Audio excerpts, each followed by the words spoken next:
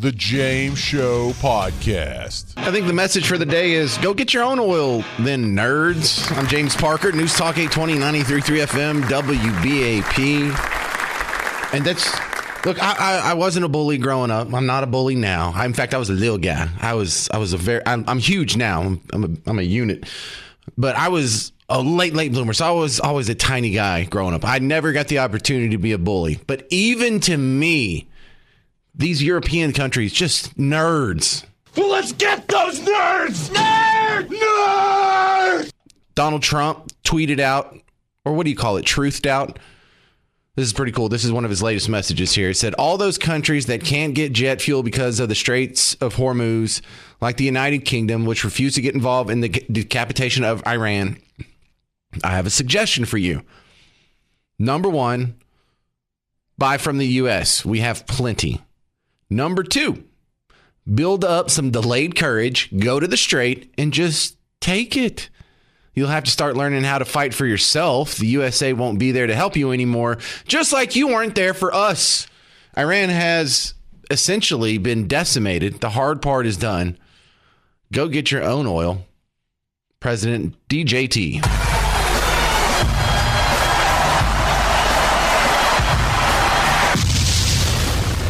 All right, if you want to see how this is being reported in the media narrative that can't quite say anything nice about Trump, here's the review. As the Strait of Hormuz remains closed, President Trump this morning is telling other countries to either purchase U.S. oil or build up some delayed courage and just take it from the Strait.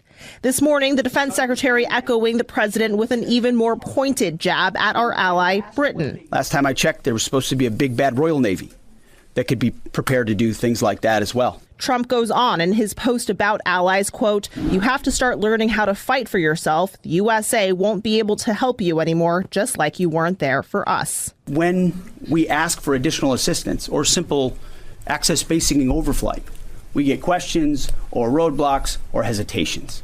And the president's pointing out, you don't have much of an alliance if you have countries that are not willing to stand with you when you need them. So the unfortunate part about living in France is you don't have any oil. Some countries just don't have oil. They can't produce their own oil if they wanted to. Now, the United States can, and we do. And we don't need the Straits of Hormuz, but France does. England does. Spain does. So why don't y'all go open up the Straits of Hormuz? Why don't y'all go use your navies to secure the waterways? You're the ones who need it, not us. And I think, if you want to break that down, that is the John Goodman speech from Revenge of the Nerds. Just very diplomatic. When you were a baby in your crib, your father looked down at you. He had but one hope. Someday my son will grow to be a man. Well, look at you now. Nerds! Well, if I was you, I'd do something about it.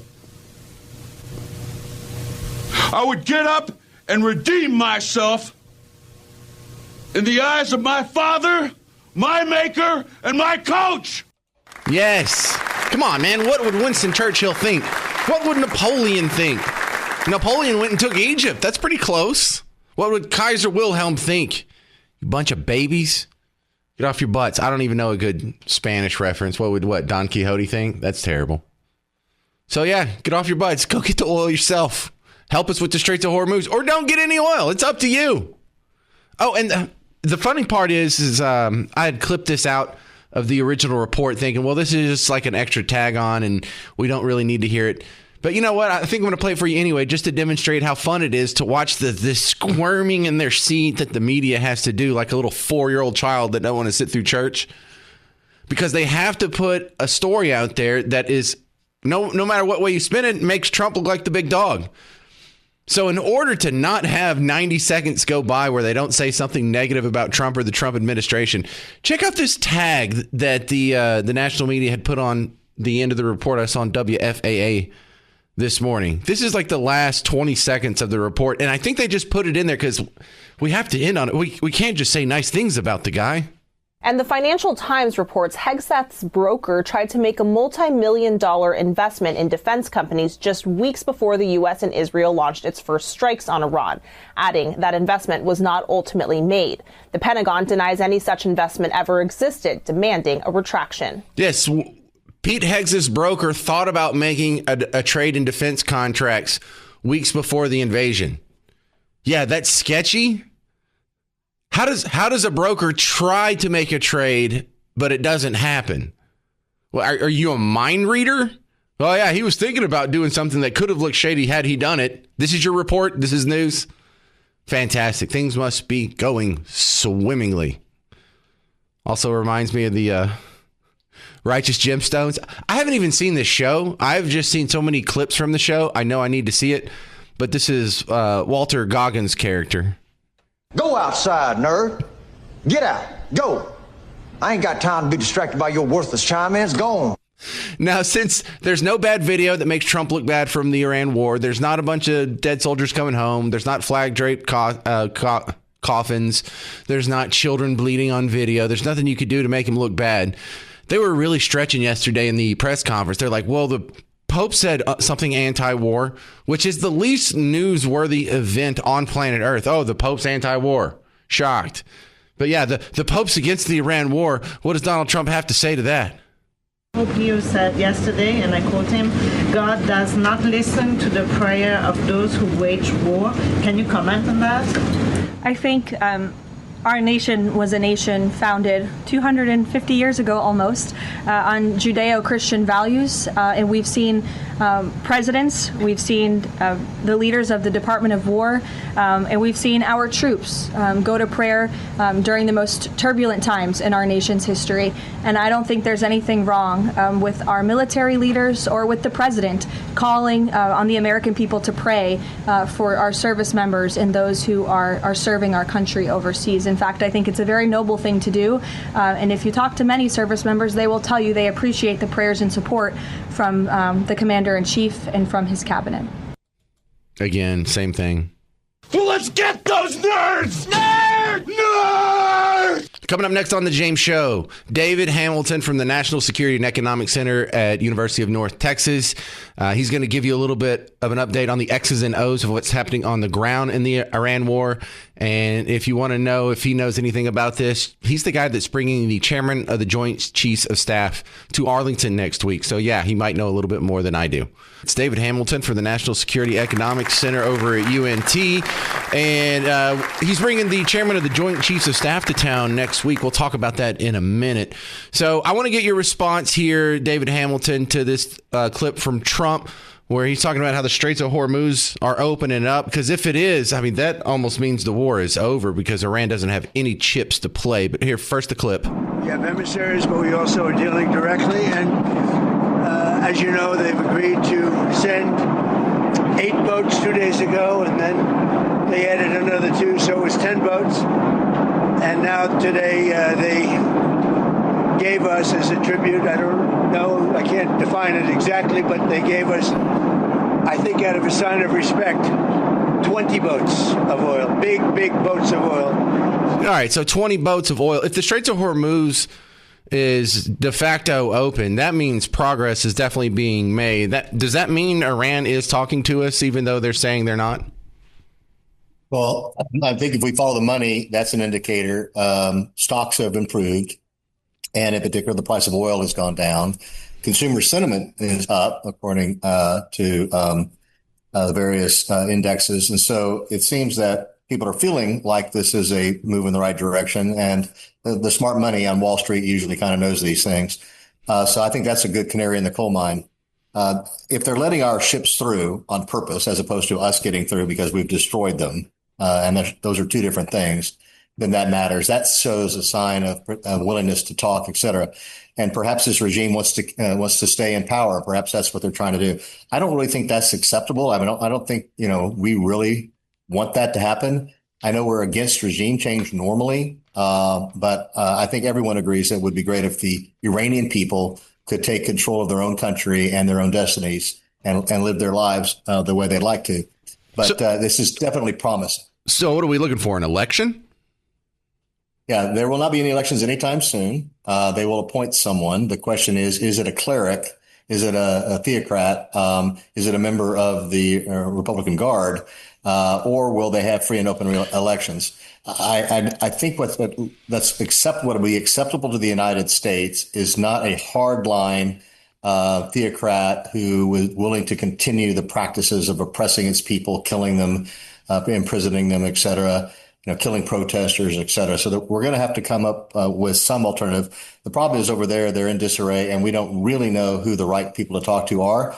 We have heard from the Ayatollah Khamenei's son. He has spoken 4 times now. We have 4 messages from him. Appears to be alive, and that's promising. But I think he would have to step down for this peace to last. What's his messages?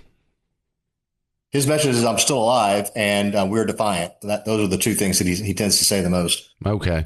So if they don't really quit and we don't kill him, how does the war end? Yeah. So one of the things that's really interesting about this is there is a sentiment, and Trump has been one of them, that didn't want to get in forever wars and doesn't want to be involved in these wars. I mean, cutting off the head of the snake, it was clearly one of the objectives. Making sure that he didn't actually have the Iranians didn't have the ability to build nuclear weapons, and they continue to be on the verge of that. They admitted to having enough enriched uranium to produce at least 8 bombs, maybe more. That is the first and primary objective.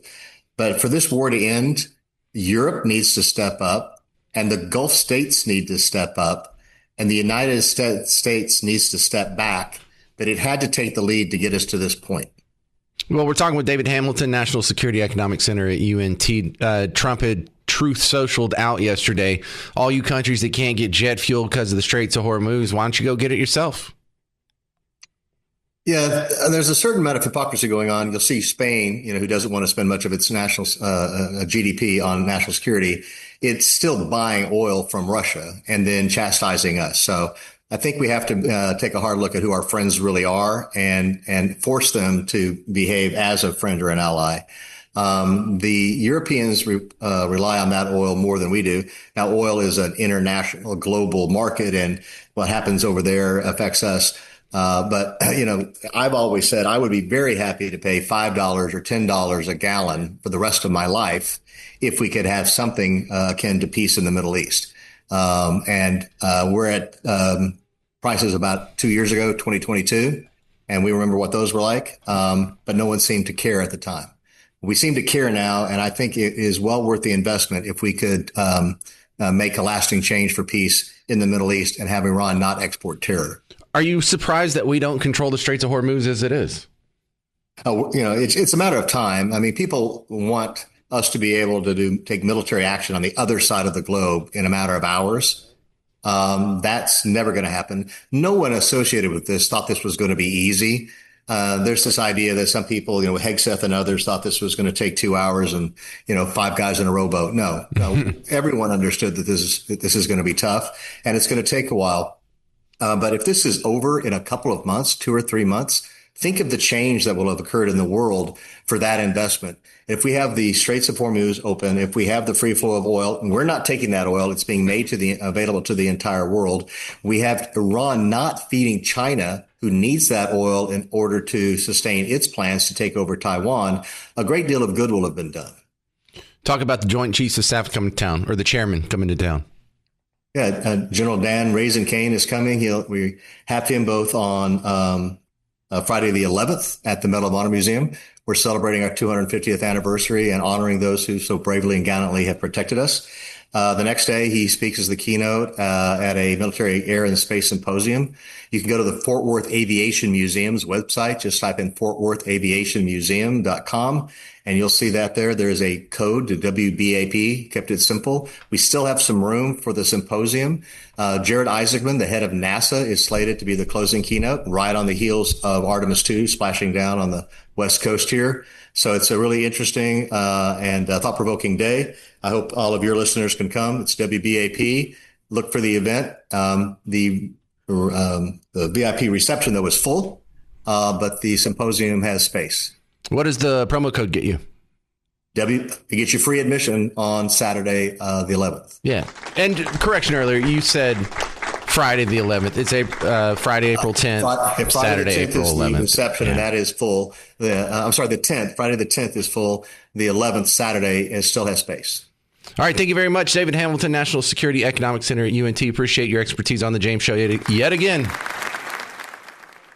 The James Show Podcast.